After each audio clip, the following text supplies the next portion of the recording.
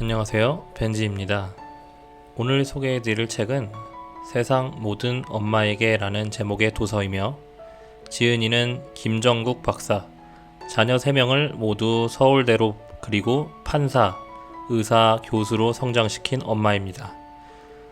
지난번에 간단하게 서평을 남겼는데 오늘은 책의 내용 중 좋은 구간을 발췌하여 리뷰를 말씀드리려고 합니다. 사실 저의 아내가 읽었으면 좋았을 책이지만 제가 읽고 내용을 조금씩 전달해주고 있습니다.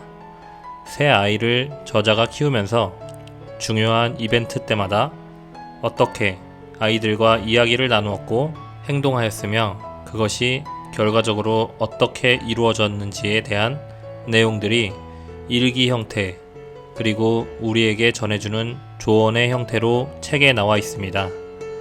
공부에 대한 무작정 압박이나 강압적인 교육보다는 아이들에게 감성적인 터칭이 중요하다고 얘기하고 있으며 아이들 스스로가 그 어려움을 극복할 수 있도록 부모는 도울 뿐이라는 생각이 와 닿았습니다. 그럼 저와 함께 책 속으로 여행을 떠나보실까요? 책 기본 정보 및 소개. 책 이름 세상 모든 엄마에게. 출판사 헤르몬 하우스. 저자 소개 김정국.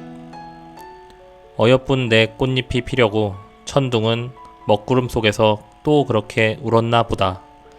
서정주님의 국화 옆에서는 내 삶이 그대로 투영되어 있다. 내 이름은 김정국이다. 김춘수 시인의 큰 아버지이신 내 할아버지께서 지어주셨다. 국화 국자를 쓴다. 남자 이름 같은 내 이름이 참 싫었다. 이름으로 놀림받던 어린 시절 나도 예쁜 이름을 갖고 싶어 밤마다 장명을 하며 놀았다. 그래서 결혼하고 누구의 엄마로 불리는 게 참 좋았다.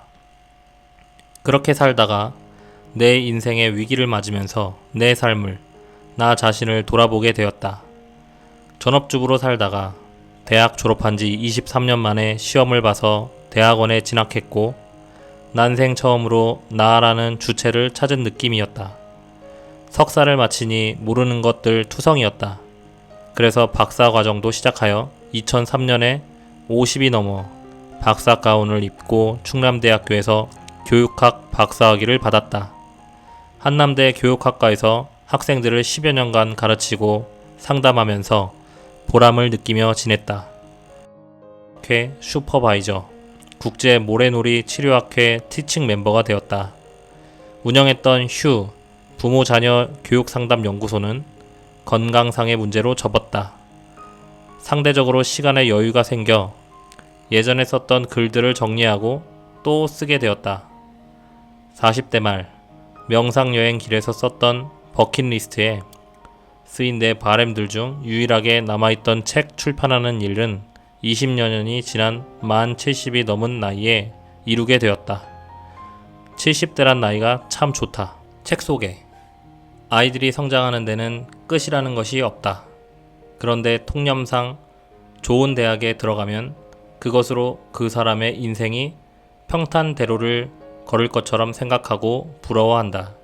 그리고 그 부모는 꽃마차를 타고 꽃길만 걸을 것이라고 착각한다.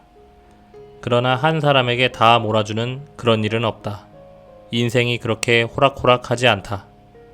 나의 아이들 셋은 모두 서울대학교를 졸업했다. 물론 합격했을 때의 기쁨도 컸다. 그중 삼수 끝에 서울대에 들어간 아들의 합격은 만감이 교차하는 순간이었다. 그러나 아들이 원하는 학과를 들어간 것이 아니었기 때문에 여러 가지 문제에 부딪히며 살아왔다. 어쩌면 책을 출간하기에 아직 해결되지 않은 그런 일들이 나를 움츠리게 했을 수도 있다는 생각이 든다. 그러나 이제는 있는 그대로를 이야기할 수 있다. 이런 상황은 사실이고 현실 속에서 계속 겪고 있는 일이기 때문이다. 그래야 나와 같은 고민을 하는 부모들에게 조금이라도 도움이 되지 않을까 싶다. 인지발달 이론가인 피아제는 자신의 새 아이를 통해 유아의 인지발달을 관찰 기록하여 후대에 엄청난 족적을 남겼다.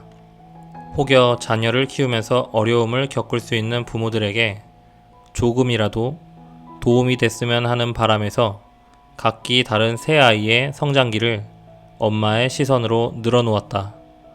이 책이 아무쪼록 어느 한 구석이라도 부모들의 결정에 도움이 되었으면 좋겠다. 프롤로그. 참 많이 꿈꾸었다. 보물찾기처럼 꿈 찾는 놀이를 했지만 그 꿈이 뭔지 알 수 없었다. 결혼하여 새 아이를 낳아 기르면서 꿈 찾기 대신 서툴고 힘든 엄마 놀이를 시작했다. 그 놀이는 규칙도 기술도 힘에서도 내가 제일이니까. 아이들이 어릴 땐 언제나 내가 대장이었다. 규칙도 내 기분에 따라 달라졌고 기술은 내가 받았고 배웠던 수준을 넘을 수 없었다. 내 마음대로 휘두른 힘은 큰 아이가 사춘기를 넘기기 전까지 계속되었다. 아이들이 자라서 연처럼 날아갈 때 비로소 내 삶을 돌아보았다. 거기에는 연 날릴 때 썼던 빈 얼레가 망연자실 서 있었다. 이제 더 날릴 연이 없는 얼레는 집에서 중년기의 우울을 노래하기보다는 밝은 태양이 있는 상아탑을 선택했다. 큰 딸아이가 대학 3학년일 때 나는 교육 심리를 전공하는 대학원생이 되었다. 자녀 교육에 힘들어하는 부모들에게 도움을 줄 수 있는 교육 상담을 해주고 싶은 마음에서였다. 하지만 누구를 상담해주기보다는 상담을 통하여 언제나 도움받는 것은 나 자신이었다. 뒤늦게 공부하면서 여러 집단에서 만난 사람들은 저마다 가슴 한편에 부모로부터 받은 상처들을 유산처럼 안고 있었다. 그들을 보면서 얼마나 부모의 역할이 중요한지를 생생하게 전달하고픈 마음이 솟구쳤다. 자격이 없는 의사를 돌팔이라고 한다. 돌팔이에게는 우리의 소중한 몸과 마음을 맡기지 않는다. 우리는 부모 됨에 있어 어떤 자격증도 요구받지 않는다. 그런데도 자녀들은 돌팔이인 엄마 아빠를 믿고 이 세상에 기꺼이 와주었다. 참으로 소중하고 귀한 존재들이다. 이 글은 2002년에 KBS 코리아.net에 게재했던 글이다. 그 당시에는 책을 내고 싶은 마음은 조금도 없었다. 그리고 지금 다시 읽어보면 생각도 아주 짧았다. 아들이 모래놀이 치료를 하고 완전히 치료가 끝난 것도 아닌데 상태가 조금 나아졌다고 착각하고 아들 논산 유학 보내고 라는 글에 이제 엄마 역할을 마감한다고 써놓은 나 자신의 글에 경악했다. 자식들이 성장하는데 끝을 얘기하다니. 그래서 뭔가 캥기는 게 있으니 책 출간이 싫었나 보다. 아이들이 성장하는 데는 끝이라는 것이 없다. 그런데 통념상 좋은 대학에 들어가면 그것으로 그 사람의 인생이 평탄대로를 걸을 것처럼 생각하고 부러워한다. 그리고 그 부모는 꽃마차를 타고 꽃길만 걸을 것이라고 착각한다. 그러나 한 사람에게 다 몰아주는 그런 일은 없다. 인생이 그렇게 호락호락하지 않다. 나의 아이들 셋은 모두 서울대학교를 졸업했다. 물론 합격했을 때의 기쁨도 컸다. 그중 삼수 끝에 서울대에 들어간 아들의 합격은 만감이 교차하는 순간이었다. 그러나 아들이 원하는 학과를 들어간 것이 아니기 때문에 여러 가지 문제에 부딪히며 살아왔다. 어쩌면 책을 출간하기에는 아직 해결되지 않은 그런 일들이 나를 움츠리게 했을 수도 있다는 생각이 든다. 그러나 이제는 있는 그대로를 이야기할 수 있다. 이런 상황은 사실이고 현실 속에서 계속 겪고 있는 일이기 때문이다. 그래야 나와 같은 고민을 하는 부모들에게 조금이라도 도움이 되지 않을까 싶다. 혹자는 스스로 진로를 결정해서 어릴 때부터 그 길을 가기 위해 노력하는 사람들도 있고, 반면 자신이 뭘 원하는지 몰라 부모가 원하는 길을 가는 사람도 있다. 그래서 시작되는 갈등과 부적응이 명문대를 나왔다는 자부심을 잊게 할 수도 있으며 자신을 부정하는 단계에도 이르게 할 수 있다. 나의 아들도 이와 유사한 경우로 많이 고민했고 힘들었지만 불혹을 넘긴 나이에 이제라도 스스로 행복해질 수 있는 길을 찾으려 하고 있다. 아직 그 길이 무엇인지 어느 방향인지 모르지만 찾게 되기를, 그래서 진심으로 행복한 삶을 살아가기를 응원한다. 가족들은 기꺼이 놓아줄 마음인 걸 알기에 더욱더 용기를 갖고 자신의 길을 걸어가기를 바란다. 인지발달 이론가인 삐아제는 자신의 새 아이를 통해 유아의 인지발달을 관찰 기록하여 후대에 엄청난 족적을 남겼다. 나는 그에게 턱없이 부족하지만 내 새아이의 성장 발달을 통하여 혹여 자녀를 키우면서 어려움을 겪을 수 있는 부모들에게 조금이라도 도움이 됐으면 하는 바람에서 각기 다른 새아이의 성장기를 엄마의 시선으로 늘어놓았다. 이 책이 아무쪼록 어느 한 구석이라도 부모들의 결정에 도움이 되었으면 좋겠다. 파트 1. 믿어주는 만큼. 수험생 어머니께 하나. 아들이 고3이었던 어느 날, 책상에 앉아 공부하는 아들을 두고 남편이 잠자고 있는 방에서 영화 데드맨 워킹을 보았다. 그런데 12시가 넘어 자려고 하니까 그 영화들의 잔상들이 어른거려 도저히 잘 수가 없었다. 입가심용으로 영화 룸메이트 한 편을 더 봐야 잘 수가 있을 것 같아서 책상에 앉아만 있지 공부가 되지 않을, 어떻게 보면 졸고 있었을 아들을 불렀다. 영화 보자는 말에 아들의 졸린 두 눈이 반짝였다. 초저녁부터 자고 있던 남편이 새벽 2시쯤 부스스 눈을 뜨더니 말했다. 니 돌았나? 지금이 몇 시인데 아들 잠 안 재우고 영화고? 고3 아들 잠 안 재우고 한밤중에 데려다 영화 보는 엄마는 세상에 니밖에 없을 기다. 고3 아들을 데리고 다정하게 영화를 감상하고 있는 나에게 한마디 하고는 금방 잠에 빠졌다. 다음날 아침 남편에게 또 한 번 잔소리를 듣고 나서는 슬며시 걱정이 되었다. 그러지 않아도 공부에 편식이 심한 아들이 흥미없거나 좋아하지 않는 과목은 아예 자거나 자리만 지킨다고 했는데, 이거 큰일 났다. 오늘 온종일 학교에서 자다 오겠구나 싶은 생각이 들자 저녁에 남편에게 한 소리 들을 각오를 해야 했다. 학교에서 아들이 올 때까지 종일 자다가 흘렸을 육수를 생각하면 기가 막혔다. 큰딸아이 경험까지 생각났기 때문이다. 큰아이 고등학교 때 선생님 말씀이다. 땡땡고에 살아있는 전설입니다. 뒤에서 보면 자는지 안 자는지 분간이 안 됩니다. 그냥 앉아서도 어쩜 그렇게 잘 잘 수 있는지. 그때 상황을 딸에게 물었다. 엄마가 잘 알잖아. 나 한 번 졸리면 치마 흘리고 자는 거. 큰딸은 무용담처럼 갖가지 졸았던 에피소드를 읊었다. 한 번은 자고 일어났는데 뒤에서 친구가 진아야 오늘은 안 닦니? 그래서 딸아이는 오늘은 안 흘린 줄 알았단다. 그런데 너무 과하게 자서 이미 다 흘러내려 사전 케이스에 저장되어 있었다는 경험까지. 그날 저녁에 아들은 엄마 이상하게 오늘은 하나도 안 졸리대요. 마음속으로 탄성을 질렀다. 오 하나님, 이게 웬 조화입니까? 정말 뛸 듯이 기뻤다. 공부에 대한 스트레스로 지쳐있는 뇌에 활력을 불어넣어 준 것 같았다. 능률도 성정도 오르지 않는 공부하느라 매너리즘에 빠져있을 아들에게는 그 밤의 일탈 행동이 청량제이자 종합 비타민의 역할을 해주었던 것 같아. 아들도 모처럼 맑은 정신에 공부를 할 수 있었다고 했다. 청소년 자녀를 둔 세상의 모든 부모에게 물어보고 싶다. 당신에게도 새벽부터 밤까지 쉬지 않고 공부만 하라면 그 일이 정말 신나고 살맛나게 느껴지겠는가? 가끔은 아이들에게 그들이 정말로 좋아할 수 있는 일을, 평소에 잘해볼 수 없었던 일을 경험하게 하는 것도 유익하다. 창의력은 아이들에게만 필요한 것이 아니다. 사소한 것에서도 아이들이 충분히 기뻐할 수 있는 그런 일을 만들 수 있는 발상의 전환이 필요하다. 마음속의 자. 누구나 마음속에 자기만의 자를 가지고 있다. 한치의 오차도 허용치 않는 숨막히는 자. 자기 기분에 따라 바뀌어 자녀가 신뢰하지 않는 자. 자로서 구실을 못하므로 자녀에게 끌려다니는 자. 자신이 어떤 자인지 모르면서 질책만 하는 자. 상황에 따라 융통성 있게 잴 수 있는 고무줄 자. 당신은 어떤 자를 가진 부모인가요?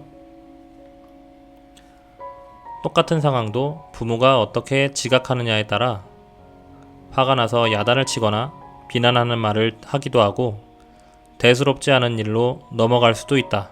이렇게 부모의 자아에 따라 아이를 두려움에 떨게도 하고 때론 문제아로 만들지만 스스로 돌아볼 수 있는 계기를 만들어주기도 한다. 아들이 중1 때 일이다. 나의 아들은 스스로 공부를 해본 적이 별로 없었다. 중간고사, 기말고사를 본다고 말해본 적도 없고 항상 아들 친구의 엄마를 통해서 시험 소식을 듣다 보니 공부는 언제나 엄마와 함께 벼락치기를 했다. 더는 이렇게 하면 안 되겠다고 생각하여 1학년 마지막 시험을 그냥 내버려 두었다. 역시 그냥 공부를 안 해버린 아들. 성적이 총점 150여 점, 평균 13점 하락. 담임선생님께 전화했다. 성적이 크게 떨어진 데에 대한 책임 같은 것을 느낄 수 있도록 혼내달라고 부탁했다. 2월 어느 날 학교에 가려던 아들 녀석이 말했다.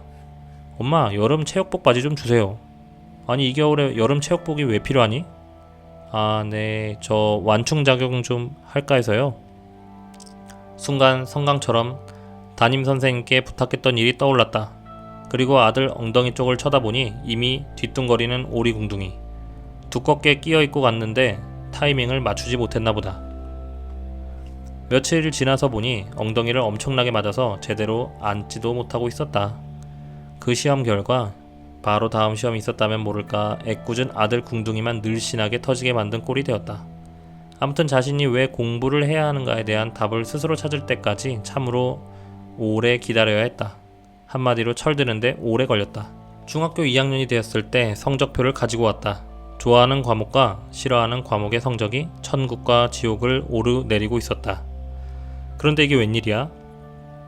웬만큼 상위권을 유지하던 아들의 성적표에 국사 48점이라고 쓰여 있었다. 물론 100점 만점에. 그런 성적에도 상 받아온 것처럼 당당하게 성적표를 내밀고 간 아들 녀석을 불러 세웠다. 아들아, 이번에는 국사가 50점 만점이냐? 하하하, 역시 엄마는.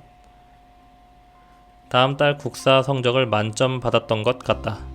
야단치거나 매를 드는 것이 한 번은 효과가 있었을지 모르지만 계속되면 잔소리가 되고 매에 대한 내성이 생기면서 아이의 내면에는 분노가 쌓이게 된다. 어쩌면 그렇게 쌓인 분노가 공격성으로 표출될 수도 있다. 불행한 일이다. 자녀가 어렸을 때는 가능할 수도 있겠지만 사춘기를 지나면서 엄마와 힘이 팽팽하게 맞섬을 느낄 것이다. 자연스러운 현상이니 엄마에게 반항한다고 생각하면 안 된다. 그 모습 그대로 인정해주고 마음을 읽어주어야 한다. 누르거나 이기려고 하면 항상 끊임없이 이기고 지는 게임이 계속된다. 대화가 필요하다. 그동안 자녀와의 대화 방법이 효과가 없었다면 과감히 바꿔야 한다. 겉으로 말씨만 부드럽게 한다고 자신의 말하는 방법이 변화되었다고 생각하면 오산이다. 내용이 중요하다. 심각하기보다는 가볍고 재미있는 유머를 사용해보자. 작은 차이가 큰 행복을 가져다 준다. 수험생 어머니께 둘. 아들이 삼수하게 되었을 때 밤 깊은 시각에 이야기 좀 하자고 했다. 아들은 이 집안에 자신만 없으면 아무 걱정이 없을 거라며 죽었으면 좋겠다고 했다. 가슴이 윽 하는 소리를 냈지만 태어난 척 말했다. 너 정말 죽고 싶은 만큼 힘이 드는구나. 예, 정말 살고 싶지 않아요. 죽으면 모든 걸 다 잊고 편안해질 것 같아요. 엄마는 내가 편안한 대로 해주고 싶다. 죽는 게 지금보다 너에게 도움이 된다면 그렇게 해라. 내가 놀란 만큼 아들에게 표현하고 매달리는 건 별로 도움이 되지 않는다는 판단에서였다. 그때 가슴은 떨리고 머리는 한 방 얻어맞은 것 같았는데 번쩍 하나의 생각이 떠올랐다. 그 당시 내가 혼불이라는 책을 읽고 있었는데 엄마는 책 보는 게 그렇게 재밌어요? 나도 그 책 좀 봐도 돼요? 아들이 그 책을 두어 권 봤을 때였다. 엄마도 안 죽어봐서 지금 네가 죽으면 더 편안해질지는 잘 모르겠다. 너도 혼불 봤잖아. 거기 보면 제명에 죽지 못하고 스스로 목숨을 끊은 영혼들이 구천을 떠돈다는 걸 보면 정말 네가 말한 대로 죽으면 다 편안하고 행복할지는 모르겠어. 그런데 엄마가 말할 수 있는 건 그래도 지금은 떠돌지 않아도 되는 쉴집과 너를 예뻐하는 누나들과 도와줄 엄마 아빠는 있잖아. 그 외에도 여러 이야기를 나누었다. 마음이 여린 아들이 겁이 났는지 푹 숙이고 있던 고개를 번쩍 들었다. 엄마, 앞으로 죽는다는 소리 안 할게요. 대신 공부는 안 할 거예요. 고맙다 아들아. 그런데 있잖아.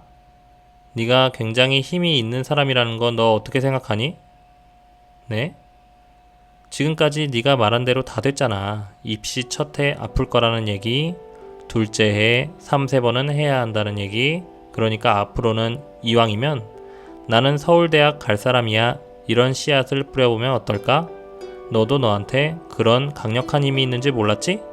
넌 참 대단한 능력을 갖고 있으면서 항상 못하고 안 된다는 너의 생각이 네 발목을 붙잡는 것 같아. 그리고 자신이 어떤 사람인지 정확하게 알지 못하는 것도 자신에게 죄 짓는 일이야. 알겠어요 엄마. 다음부턴 그런 얘기 안 할게요. 그래도 습관인지라 자신에 대한 부정적인 말이 계속되었지만 그때마다 눈이 마주치면 말꼬리를 긍정적인 방향으로 돌렸다. 욕심이 아닌 진정한 마음을 담아서 하는 말에는 힘이 있다. 그 힘이 아이를 살린다. 올 한 해 성적은 달랐다. 올랐다 내렸다 할 것이다. 그럴 때마다 나는 어떻게 대처할 것인지 미리 생각해야 한다. 언제나 올라가는 성적, 마르지 않는 벽돌 위에 또 벽돌을 쌓는 일이다. 시험날 그 벽돌이 무너진다면 그보다 억울할 일이 어디 있겠는가? 다른 아이의 성적이 오르는 것에 민감하거나 또 세상이 끝난 듯이 한숨 쉬며 절망하지 말고 그 아이가 어떤 과외를 하고 얼만큼 공부하는지를 비교하지 말아야 한다. 내 아이는 그 아이가 아니다. 자기 방식대로 공부하게 도와줘야 한다. 다른 어머니의 말에 현혹되거나 동요하지 말고 내 자식을 엄마만큼 잘 아는 사람이 없다는 것을 알고 믿어줘야 한다. 믿는 만큼 자녀들은 해낸다. 내 자식 잘되게 해달라고 기도하는 것은 역으로 말하면 다른 아이를 물리쳐달라는 얘기도 성립한다. 무심해야 한다. 아니면 차라리 다른 아이가 자랄 때 진심으로 기뻐해 줄 수 있는 용기를 달라고 기도해보자. 흔히 공부시켜도 성화를 부려도 되지 않을 때 포기한다는 말을 마음을 비웠다고 표현한다. 진심으로 마음을 비운 게 아니므로 절대 편안하지 않다. 여유를 갖도록 노력하기는 쉽지 않은 일이기 때문이다. 아이가 힘에 부쳐 지쳐 있을 때 엄마는 즉시 공급해 줄 수 있는 에너지 충전소 같은 것이어야 한다.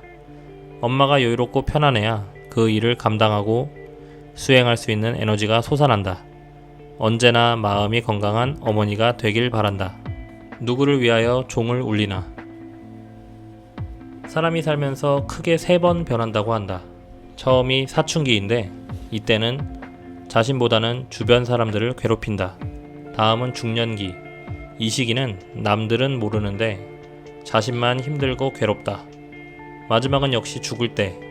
죽을 때 철나면 미워할 수도 미워하지 않을 수도 없는 묘한 그런 거. 사춘기의 자녀들을 둔 분들은 대체로 두 번째 변화 시기인 중년기에 있는 분들로 중년의 위기를 경험하게 된다. 자신도 힘든데 노부모 모시랴. 이제 사람 되려고 용틀이 많은 자식 돌보랴. 그야말로 샌드위치가 된다. 아마 이 두 시기를 맞물리게 한 것도 자연의 섭리가 아닌가 생각한다. 왜냐하면 자신, 즉 부모의 인격이 원만해지기 위한 알람을 그 사춘기 자녀가 울려주기 때문이다. 지금까지는 내가 가진 에너지로 내 방식대로 자식을 잘 키울 수 있었다. 이것은 부모 스스로 자신에게 익숙한 기능들만 사용해 왔기 때문에 배가 기울어진 한쪽으로 많이 기울었다는 것을 의미한다. 그러나 이제는 한쪽으로 기울어진 채 살 수 없는 때가 왔다는 것을 자녀를 통해 알게 되는 오묘함이 숨겨져 있다. 조성모란 가수의 이런 노래가 있다. 내 속엔 내가 너무도 많아. 의미가 조금은 다르겠지만 나의 마음 깊은 곳에서 저장된 에너지가 있으니 이제는 찾아 쓰시오 라는 메일을 보내온 것이다. 즉 사춘기 자녀를 통해 자각의 종을 울린 것이다. 어쨌든 중년기의 부모는 이제 자녀를 보면 예전과 너무 다르고 대하기가 힘들어진다. 제가 전에는 안 그랬는데 친구를 잘못 만나서라든가 외부의 어떤 상황을 탓하고 싶어 한다. 또 자신이 잘못 키웠나 후회하게도 된다. 다 맞다. 내적인 변화에 외적인 자극이 영향을 미친 결과이니까. 아이가 성장해 가고 있다는 증거로서 인정해야 되며 힘들지만 받아들여야 편안해진다. 언제나 업고 지고 다니면서 괴로워하기보다는 내려놓아야 한다. 사춘기를 맞는 자녀는 생리적, 심리적으로 급격한 변화를 겪게 되면서 자신을 감당하기 힘들어진다. 에릭슨이 말한 나는 누구인가? 나는 무엇을 하며 어떻게 살아야 하는가 등등에 대해서 고민하면서 자아 정체감을 형성해 나간다. 물론 주변을 괴롭히지 않으면서 자신을 찾아가는 아이도 있어 그 당시에는 부모를 행복하게 하겠지만 그 이후에라도 각각의 시기에 겪었어야 할 일들을 겪게 되어 무방비 상태였던 부모를 녹다운 시킨다. 발달 단계마다 발달 과업이 있듯이 그 시기의 과업은 그 시기에 하는 것이 가장 좋다. 이제 자신도 모르게 저축해 두었던 그 에너지를 사용하여 닭살이 돋더라도 얘야, 엄마 아빠는 너를 정말 사랑해. 비록 공부하고 있지 않더라도 요즘 공부하느라 많이 힘들지? 라고 말해보자. 하지 않는 것에 초점을 맞추지 말자. 괜히 방문 열고 들어가 지금까지 공부 안 하고 뭐 하는 거야? 라고 말하는 것보다 훨씬 강력한 힘을 발휘한다. 때로는 직접적인 상황 표현보다는 아이의 힘든 마음을 어루만져 주는 일이 아이를 더 깨어나게 한다. 방 안에서 공부하는지 안 하는지에 촉각을 곤두세우고 궁금해하기보다는 부모 스스로 하고 싶은 일을 하도록 한다. 엄마가 하는 일이 없으면 자연히 아이가 공부하는지 안 하는지에 신경이 쓰이고 나름대로 참다가 폭발하게 된다. 잘 논다. 아빠는 돈 버느라고 죽을 고생을 하는데 보다는 아빠는 나름대로 애쓰고 있는데 네가 이렇게 여러가지 이유 하니까 아빠가 매우 속상하네. 내가 학교 다닐 때는 과외가 어딨어. 형편이 어려워서. 보다는 요즘처럼 경쟁도 치열하고 학교 공부가 끝나면 또 학원도 가야 하고 정말 힘들겠다. 나도 지금 학교 다녔으면 너보다 더 했을지도 몰라. 네 동생 좀 봐라. 보다는 동생하고 비교되어 매우 속상하지. 하지만 너는 이러이러한 것들을 잘하잖아. 아이가 잘하는 것이 눈을 씻고 찾아봐도 없다고 말하지 말자. 그건 자신이 눈을 제대로 씻지 않아서 그런 것이다. 능력에 관한 일로 한정하지 말아야 한다. 자녀들은 아직 발휘되지 않은 것이 많은 숨겨진 보물인지도 모른다. 엄마가 너 때문에 얼마나 힘든지 알기나 해. 보다는 네가 이렇게 하니까 엄마 마음을 몰라주는 것 같아서 속상해. 자녀에게 화살을 겨누어 비난하기보다는 내 마음을, 내 감정을 전달해야 한다. 물론 자신의 감정에 일어난 홍수가 다 빠진 다음에. 부모가 생각하기에 옳은 말이라고 같은 말을 계속 반복하여 아이가 잔소리로 자각하게 하지 말자. 아이의 마음속 좋은 앨범에 얼굴을 남길 수 있는 엄마, 아빠가 되어야 한다. 내 아이가 지금 정상적인 발달을 하느라 힘들구나 하는 마음을 갖고 지금까지 해왔던 잘못된 방법과는 다른 방법을 찾아야 한다. 처음이 어렵지 한 번만 해보면 점점 쉬워진다. 서로 상처를 주고받아 두고 보자라고 벼르거나 후회하기보다는 당연한 과정을 가고 있는데 너무 조급하게 우려를 표명하고 격앙된 반응으로 나타내기보다는 조금만 느리게 반응하고 조금은 기다려줘야 한다. 시대가 달라져서 그렇지 당신에게도 역시 그런 시절은 있었다. 3-3번의 의미. 한 남자가 새를 잡으러 숲으로 갔다. 거기서 어린 독수리를 잡아다가 닭들과 함께 살게 했다. 몇 년의 세월이 흐른 후 동물학자가 찾아왔다. 저 새는 닭이 아니라 독수리잖아. 맞아. 하지만 나는 독수리를 닭이 되도록 가르쳤어. 아니야. 그래도 독수리는 독수리지. 언젠가는 하늘 높이 날아오를 걸세. 천만에. 절대 날지 않을걸? 동물학자와 남자는 시험해봤다. 너는 독수리다. 네가 있을 곳은 저 높은 하늘이지 이 낮은 땅이 아니야. 헐헐 날아봐. 독수리는 번번이 닭들 곁으로 돌아가 모이를 쪼아 먹었다. 여러 번의 시도가 모두 허사였다. 그러나 높은 산에 올라가 부들부들 떠는 독수리에게 정면으로 태양을 보게 했을 때 독수리는 날카로운 울음소리를 내며 하늘 높이 날아올랐다. 이 이야기는 아프리카 사람인 제임스 에그레이가 쓴 날지 않는 독수리의 일부다. 이 책은 동화라기보다는 백인들의 노예로서 살아가는, 그래서 자신의 정체성을 상실한 흑인들의 정신을 깨우치기 위한 교훈이 담긴 책이다. 우리 집에도 그런 독수리 한 마리가 있었다. 그 독수리는 일남 이녀 중 막내인 아들이다. 어떻게 보면 독수리들 속에서 스스로 닭을 자처했는지도 모르겠다. 아무리 너는 독수리야 라고 외쳐도 스스로 인정하지 않는 독수리는 거의 20회를 닭으로 살았는지도 모른다. 각기 너무 다른 특성을 가진 아이들을 키우면서 비교하지 않고 아이마다 다른 칭찬과 격려를 했지만 아들은 특히 작은 누나와 비교하면서 자기 자신을 절망의 구렁텅이, 열등감의 늪으로 빠져들게 했다. 자신의 몫인 어떤 성공의 경험도 자기의 능력보다는 우연이나 잘하는 아이들이 없었기 때문이라고 치부하는 아이. 다른 아이들의 모습은 한없이 크게 지각하면서 자신을 늘 축소하는 아이였다. 이런 아이에게 너도 누나와 똑같은 독수리라는 말은 이미 설득력을 잃고 있었다. 언제나 소극적이고 수동적인 아이. 언제나 자신감이 없고 나서길 두려워하는 아이. 하지만 능력이 없거나 재주가 없는 아이가 결코 아니었다. 상대적인 박탈감 때문에 스스로 닭으로 지각하고 편히 살고 싶었는지도 모른다. 알 수 없는 무력감이 안개처럼 드리워져 있었는지도 모른다. 이런 아이에게 3-4번의 의미는 다른 아이들의 서울대 합격 그 이상의 의미를 지닌다. 이제야 자신을 인정할 수 있는 출발점에 서게 되는 그 열등감의 터널을 빠져나왔다는 의미이기도 하다. 흔히 승부를 가릴 때 3-4번을 하듯이 아들도 삼수 끝에 관악의 하늘을 날 수 있었다. 서울대에 입학하기 위해 삼수한 것은 아니었지만 닭으로 지낸 재수 생활까지는 합격증을 주는 학교가 없었다. 평범한 행복을 누리며 살 수도 있었을 이 아이에게 서울대라는 집안 환경은 엄청난 부담이었다.